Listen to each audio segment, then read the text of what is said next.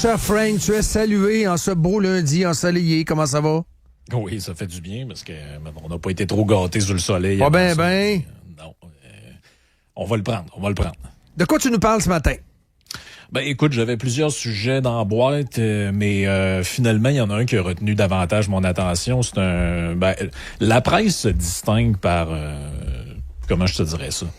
C'est vraiment en train de devenir ce que mon ami Joe Hamel appelle le blog étudiant. Là. C'est même plus une joke. Ils ont toutes sortes blog de étudiant dossiers. Beaucoup trop léger. Feuillet paroissial d'une secte. Ouais, ben c'est ça. Là, on est parti sous une espèce de trip là. Donc il y avait c'était un peu de ça que je voulais parler ce matin, leur fameux dossier sur la décarbonation du Québec. Là. Donc on lit ça, puis après ça on est surpris de voir que les chroniqueurs nous annonçaient tous que c'était une mauvaise idée, que le gouvernement Carney annonce une suspension de taxes, un congé de taxes pendant une couple de mois. Quand on lit ça, on n'est plus surpris. Là. Donc, en gros, ça va de manger pas de viande à finir les autos, cohabiter avec des gens qu'on finalement vivent plusieurs dans la même maison. C'est un peu du n'importe quoi. Là. Cohabiter? Oh, celle-là, je l'ai pas vue. Là. Peux-tu répéter celle-là? La dernière, là? Oui, c'est cohabiter. Cet article-là, c'est comme une série de 5 articles. Le dossier, ça s'appelle « Cohabiter, partager, réparer ». Donc, autrement dit, c'est la fin de... On dit souvent l'auto solo, mais là, c'est la maison solo, j'ai envie de te dire. Oui, celle-là, je l'ai pas vue. Donc, comme Moïse Thériault? Ben oui, c'est... On appelle ça une commune, là. J'imagine qu'il y a des trucs en moins quand même, là, mais c'est ni plus ni moins que l'apologie de la décroissance. Ils le disent pas exactement dans ces mots-là, mais c'est ce qu'il faut comprendre. Tu sais, c'est un genre de... C'est l'apologie du déclin, en fait. C'est le retour en arrière. Et c'est plus... tu sais, dans le temps, les granos, il y avait des trucs du genre la simplicité volontaire, là, les Pierre Rabhi de ce monde. Mais là, c'est pas la simplicité volontaire, c'est la simplicité forcée. Ouais, c'est ça le bout qui me dérange là-dedans, moi, parce que, tu sais, ta tante grano qui s'en va vivre quelque part dans une commune, puis tout le monde fait sa bouffe ensemble, puis on fait notre miel bio avec notre cire d'oreille. Là, puis on sait pas c'est le bébé de qui. C'est ça, on sait pas c'est le bébé de qui. Moi, j'ai pas de problème avec ça tant que c'est volontaire puis que c'est votre vie à vous autres. Tu sais, ils ont essayé ça en Israël, là, se faire des genres de communes communistes, là, ils appelaient ça les kibbutz. Là. On s'en va là-dedans. Je suis déjà allé dans des kibbutz, ça existe encore les kibbutz. Oui, c'est très léger, là. C'est une salle communautaire avec une cafétéria, là. Ouais, parce que ça a été au fil du temps modernisé, mais au départ, c'était comme une expérience pour plusieurs. Ceux qui ont pensé à ça, c'était une expérience communiste, là, socialiste communiste, c'est-à-dire on met tout ensemble, le partage des ressources, tout le monde fait la vaisselle avec tout le monde, les cafétérias communes, puis il y a rien qui appartient à personne, tout appartient à tout le monde. Mais moi, j'ai pas de problème si c'est volontaire. Si des gens veulent se faire une espèce de commune éco-grano à Chibougamau, puis vivre ensemble, récolter le légumes, puis on élève les enfants à gang, puis on skip des douches, pas de problème. Là. C'est votre vie, c'est vos affaires. Il n'y a pas de problème. Le problème, c'est de présenter ça comme une avenue de société où la solution. Ouais, c'est comme la solution à tout. Là, la solution, c'est comme, ben là, plus de char, plus de maison, tu sais, le genre de vie genre de vie de pauvre qui rappelle celle là pré-industrielle là, c'est un peu ça qu'on s'en va, puis tout ça au nom de quoi? Au nom du climat là, puis là on nous mélange tout là-dedans là, les feux de forêt, les inondations, l'accès à la santé. Là. Je sais pas trop c'est quoi le rapport là. Je sais pas pourquoi moi si je vis à 3 dans la maison chez nous au lieu de tout ça avec ma blonde puis ma fille, si on vit 3 couples là-dedans, le monde va avoir plus accès à la santé. Je n'ai pas trop compris le lien là, mais c'est un peu tout ça. Et il y a un autre article qui vient avec, pas qui vient avec ça, mais qui est important à lire, relié à ce dossier-là. C'est celui sur Stephen Guilbeault. Parce que rappelez-vous, Stephen Guilbeault qui a comme quitté le caucus sur l'histoire du pipeline, mais il est resté dans le parti. Puis là, on se disait, pourquoi il reste dans le parti finalement, lui? Pourquoi il sac pas son camp complètement? Et là, on a la presse s'entretient avec lui, et lui, il dit, là, à cette heure qu'on a enfin notre majorité, j'espère qu'on va pouvoir... il dit, Ottawa rétablira des mesures climatiques ambitieuses. Oh! Et là, il dit... Oui. Et ça fait combien de fois qu'on le cale que c'est ça qui allait arriver, là? Que c'était de l'esbrouf, tout ça, pour attirer du monde de d'autres partis, pour se fabriquer une majorité, pour attirer la bienveillance des Canadiens. Mais là, un coup que c'est fait, un coup qu'on a notre majorité, ben ça se pourrait qu'on vous remette des taxes carbone, ça se pourrait qu'on vous remette des nouveaux règlements, des affaires. Et voici ce qu'il dit. Si j'y croyais pas, je ne serais plus là. Comme député, a-t-il déclaré aux journalistes en marge du sommet Climat Montréal. Très important, ça, là, ce que tu racontes. Là. On va voir au cours des prochaines semaines, citation de Guilbeault, des prochains mois, ce que ça va vouloir dire la majorité en termes d'orientation du gouvernement. Et là, il dit, je ne suis pas le seul à être préoccupé par cette question.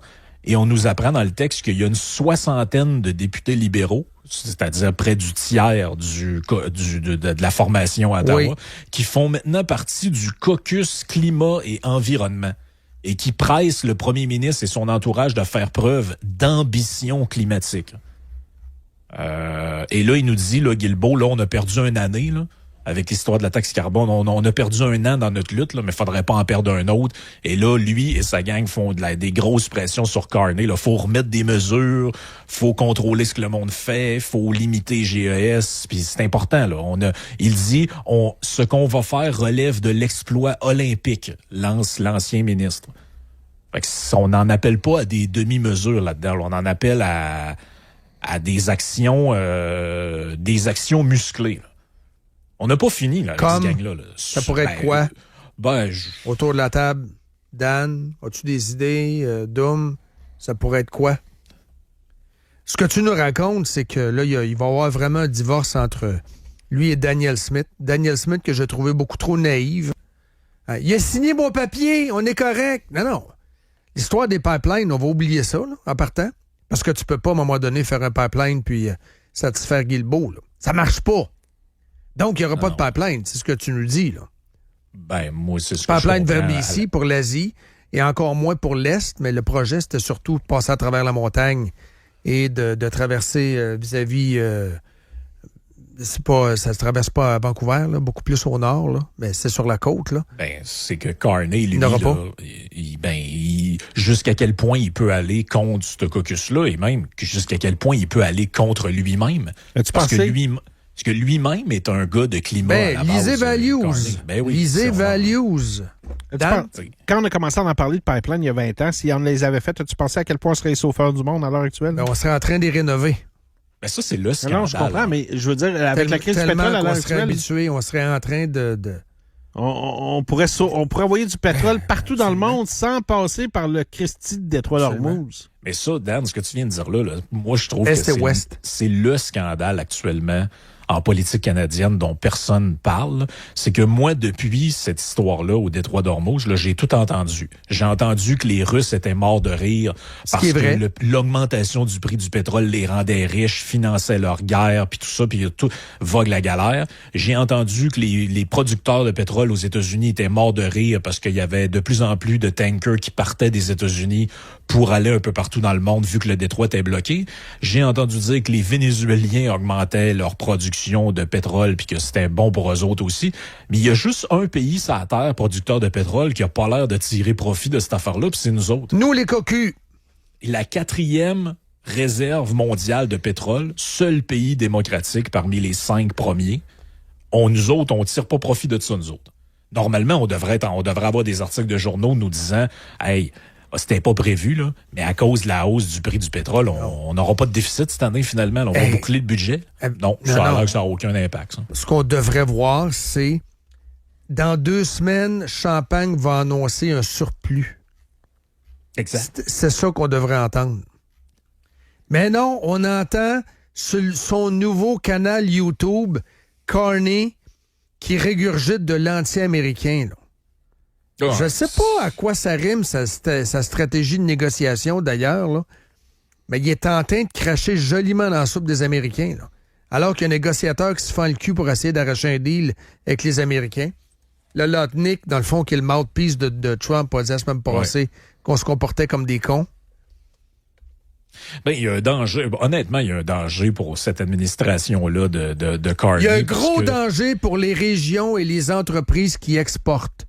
Je vous le dis, la gang de la Beauce, vous devriez bougrement vous inquiéter de ce qui se passe avec le discours de Carney, qui veut se détacher complètement des États-Unis. La Beauce, là, ça vit avec les exportations vers les États-Unis. Trompez-vous pas. C'est un discours qui est dangereux parce que c'est pas, tu sais, moi j'ai écouté ce qu'il a dit, le Carney, où il dit c'est rendu une faiblesse. C'est pas une faiblesse, puis c'est pas une force non plus, c'est une réalité géographique. Tu sais, que ça lui plaise ou pas, on sera pas un pays de l'Union européenne, on n'est pas en Europe. Tu sais, moi j'aimerais ça là, que le lac Saint-Jean, ma région natale, fasse partie de l'archipel d'Hawaï, là, mais ça arrivera pas. Et c'est pas là, puis il fait fret. Puis l'hiver, il y a 10 pieds de neige d'épais. On a la politique de notre géographie. On a la politique de notre géographie. C'est ça la réalité. Mais le Carney, je pense qu'il est en train de commettre une erreur stratégique là-dedans, c'est que les Canadiens sont peut-être bien impressionnés par vous et votre CV, M. Carney, mais ça n'a pas l'air d'impressionner les Américains. C'est peut-être ça qu'il faudrait faire la différence. On va se faire manger tout rond. C'est ça qui va arriver. Moi, j'ai peur pour le Canada, pour vrai, là.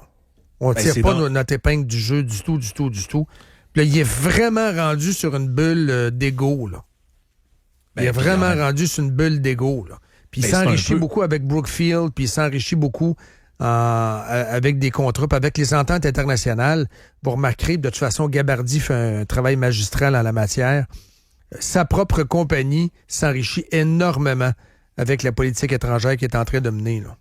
Mais tu sais, c'est qui est à blâmer au final là-dedans? C'est Carney ou c'est les Canadiens? Les Canadiens. Parce que Carney déclenche des partiels partout, il les gagne toutes. Les sondages... C'est Trump qui est à blâmer. Oui, Trump est à blâmer. Mais tu sais, à un moment donné, les gens sont fragiles, les gens sont éco-anxieux, les gens sont Trump-anxieux, les gens regardent la TV.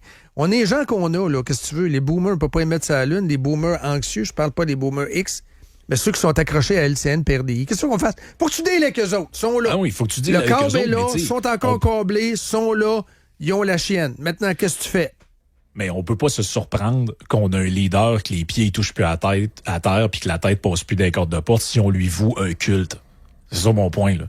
C'est que le culte envers Carney, c'est ça qui est en train de produire cette arrosance-là. Dont le carburant et la haine de Trump. Dont le carburant et la haine de Trump. À un moment donné, on va falloir qu'on se prépare à vivre avec les conséquences de ça. Là. Vous allez vous voulez vivre votre trip, elbows up, là, puis lui voter pour ce parti-là dans tous les comtés, dans toutes les partiels, puis vous satisfaire de transfuges, puis tout ça, ben vous allez vivre avec l'arrogance qui vient avec. Mais c'est navrant de voir Fréchette à se garrocher dans ses bras. Alors que le Québec carbure aux exportations. Puis lui, il a un discours qui est complètement complètement wacko, à se coller sur l'Angleterre. Un pays dont l'économie est morte, là. C'est pas beau, l'Angleterre. Là. Au plan social, au plan économique, c'est pas élégant. Là. Non, c'est pas... Elle se garoche dans ses bras. Je sais pas c'est quoi. Je sais pas comment on pense. Il va falloir s'unir aussi, les premiers ministres. Daniel Smith, il falloir qu'elle se réveille. Puis le gros Ford aussi, puis Fréchette aussi, puis à un moment donné. Mais la beauté de la patente, essayons d'être positifs un matin, ça donne, je pense, ça va donner une personnalité à Poilievre. Ça va camper mieux le Parti conservateur, qui sera un parti réaliste, un parti qui va respecter la géographie, donc le partenariat avec les États-Unis. C'est là-dessus qu'il faut qu'il mise. C'est là-dessus qu'il faut qu'il mise, pour vrai. Là on est en train. Là, il n'y a pas le choix. Il faut juste qu'il s'attache, là, parce que ça brasse, là. Il y a 30% du monde dans sa gang qui veulent qu'il saute les pieds, là. Il faut juste que, là, il y a de la houle, là. Ça, c'est clair. Va-tu durer 3 ans? Je le sais pas, Frank. T'en dis quoi de ça? Ça, c'est l'autre dossier, là. Tu sais, Poilievre, c'est la formule de rechange. Ben, il va-tu rester là dans 3 ans? Il va durer 3 ans, cette maudite patente-là. Là. C'est long en maudit 3 ans, là. C'est long en maudit, mais l'affaire, c'est que maintenant qu'il y a une majorité, il n'y en aura pas d'élection à court et moyen terme. Fait qu'est-ce que ça vous change? Dans 3 ans. À quoi ça sert de brûler? Mettons que tu changes le chef, qu'il y en a un nouveau, ben tu vas le brûler d'ici les prochaines années. D'accord. On s'attache. Ça brasse, on s'attache. Regarde, on traverse une zone de turbulence. On va le dire de même. Salut, mon Frank. Salut. Passe une belle semaine. Bye.